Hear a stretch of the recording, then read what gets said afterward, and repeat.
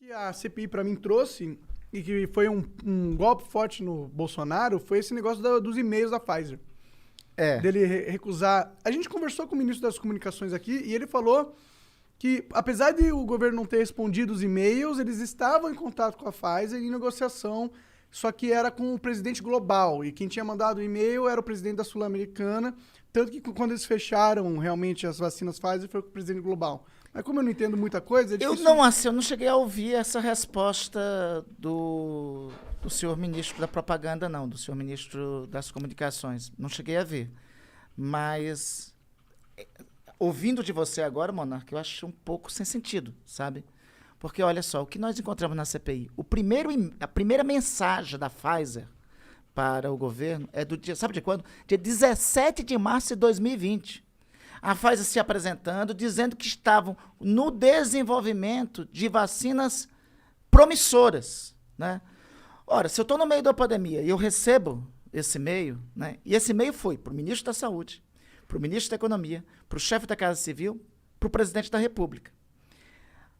A não ser que alguém utilize o argumento, a desculpa que esse primeiro e-mail estava em inglês. Aí talvez... Mas assim, eu acho que isso não seria dificuldade, né? Vai lá na escola. Podia estar em mandarim, porra. Não, assim... Pô, o translator ali, né? O Wizard é amigo deles, pô. Chamava o Wizard que traduzia na hora, pô. Chamava o Wizard. Chamava o Wizard lá e ele já resolvia. Mas enfim, teve esse primeiro e-mail. Depois desses, Igor e Monark se seguiram 101. Quer dizer, esse, outro 100. Foram 101 e-mails. E sabe por que assim, não bate muito essa resposta do nosso colega ministro da Propaganda? É porque é o seguinte, olha só. No momento que o governo estava negando sentar com a Pfizer, eles fazem uma reunião com a Precisa, que era intermediária de uma outra vacina, de uma vacina chamada Covaxin. Aí o governo diz pra gente, não, mas a Pfizer ainda não tinha tido o autorizo por parte da Agência Nacional de Vigilância Sanitária, da Anvisa. A Pfizer teve o autorizo do FDA americano no dia 8 de dezembro. A Covaxin da Precisa até hoje não tem o autorizo. E o seguinte, o governo fez o contrato com a AstraZeneca antes de ter o autorizo também da Anvisa. Então, nada disso era impedimento. Porque a pergunta é, por que antes de fechar o contrato com a Pfizer, o contrato com a Pfizer foi fechado no dia 20 de março. No dia 2 de março, o senhor Pazuello recebe no gabinete do seu secretário executivo, Elcio Franco, recebe uma empresa meio folclórica, uma empresa de importação chamada World Brands.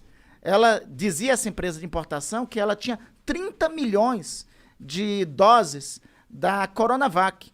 Depois, o Sinovac, o laboratório da Coronavac, disse que o único emissário da Coronavac no Brasil é o Instituto Butantan, né? Pois bem, o senhor Pazuello recebeu a World Brands, né, no dia 2 de março. Ela é uma importadora. Nós procuramos o portfólio da World Brands, ela é importadora até de produto erótico, mas não de vacina. Está lá no portfólio dela, é importadora de ração para animais, é importadora de produto erótico, mas para vacina não é, né? Então, e o contrato com a Pfizer não era assinado.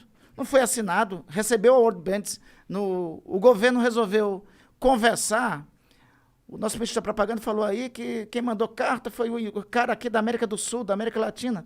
Pô, mas quem teve acesso ao ministro da Saúde antes de fechar o contrato com a Pfizer foi o Cabo Dominguete, vendendo vacina. Vacina que ele não tinha, vacina da AstraZeneca. O Cabo Dominguete, cabo daqui da PM de Minas Gerais, né? Aparece lá no Ministério da Saúde com uma pastinha e disse, eu tenho vacina, vamos vender aí vacina aí. Eram vacinas que ele não tinha. Então o governo sentou com a Precisa, sentou com a World Brands, conversou com a Davat, com o Cabo Dominguete, e não sentou com a Pfizer. Né? A Pfizer, porra, é a Pfizer. O que eles tinham contra a Pfizer? Bom, o que o Fábio falou... Eu não sei se eles tinham algo contrário a Pfizer ser também o produtor do Viagra. E talvez eles tivessem alguma reação a isso. Mas eles deviam amar a Pfizer, principalmente o Eu Bolsonaro. acho. Isso deveria ser um motivo para isso. Tô brincando. Deveria ser um motivo para isso. O Fábio, ele disse que esse lance da Pfizer aí foi meio que deixado de lado no primeiro momento porque eles queriam negociar poucas Foi o que ele falou, tô só repetindo o que ele falou. Não, perfeito. 3 mil a 4 mil brasileiros morrendo por dia. Eles queriam negociar pouca vacina. O senhor Fábio é bom não continuar com essa declaração, senão ele corre o sério risco de ser indiciado também. Porque essa declaração tem peso. Diz o seguinte, não, a gente não tinha muita gente morrendo, então bora vacinar pouco, né? Equipara-se a isso. Esse tipo de afirmação. Na verdade, tipo, não gostei do tão pouco e eles foram procurar outras pessoas. Ele falou que comprou a AstraZeneca, que tinha 90 milhões de doses já garantidas, tipo, não é como a gente não foi, ele falando, né? Não é como se a gente não tivesse ido atrás. A gente foi, só não comprou da Pfizer. Mas olha, veja só, a AstraZeneca acabou depois, demorando para vir. A Coronavac teve obstáculos também feitos pelo governo para vir. Nós tínhamos que ter tido, desde o ano passado, todas as vacinas. Tínhamos que ter tido aqui Pfizer, Janssen, Coronavac, AstraZeneca, Moderna. Até se a Covaxin fosse valendo, tínhamos que ter a Covaxin também. Tínhamos que ter todas as vacinas. Tínhamos que ter todas elas. Bom, isso é difícil porque de se nós tivéssemos todas as vacinas aqui disponíveis, estudos, e não sou eu que estou dizendo, são estudos científicos, apontam que pelo menos metade dos brasileiros que morreram podiam estar salvos, podiam ter a vida salva. Nós temos tudo para ser um exemplo global de vacinação, Monark. Veja, nós temos um negócio chamado Sistema Único de Saúde. No Sistema Único de Saúde, nós temos o Programa Nacional de Imunizações. Os Estados Unidos não têm isso. O Mandetta falou sobre isso. Os Estados Unidos não têm um Programa Nacional de Imunizações como nós temos aqui. Nós temos o maior sistema público de saúde do planeta. Né? Nós tínhamos condições, nós tivéssemos comprado todas as vacinas no ano passado, nós podíamos ter começado a vacinação dia 17 de dezembro. Se tivéssemos feito isso, nós não tínhamos a segunda onda. Metade daqueles que perderam a vida, das famílias que foram deslaceradas, podiam ter o seu membro da família lá presente com Caralho, eles. Então, agora eu fico até bolado de falar os bagulho que o Fábio falou, que tu já falou que vai indiciar o cara. Não, calma, brincadeira. Ele não falou nos autos, ele não falou na CPI e tal, então... que assim, que ele também falou aí com todas as letras, eu perguntei pra ele, então, pelo que você tá dizendo aí, o governo tomou todas as medidas pra que morresse o mínimo de brasileiros e não tinha como morrer menos gente. Ele falou assim, não tinha como morrer menos gente. Ele está divergindo do que toda a ciência fala. A ciência, os estudos da Universidade Federal de Pelotas diz que se o Brasil tivesse tomado todas as medidas necessárias, nós tínhamos...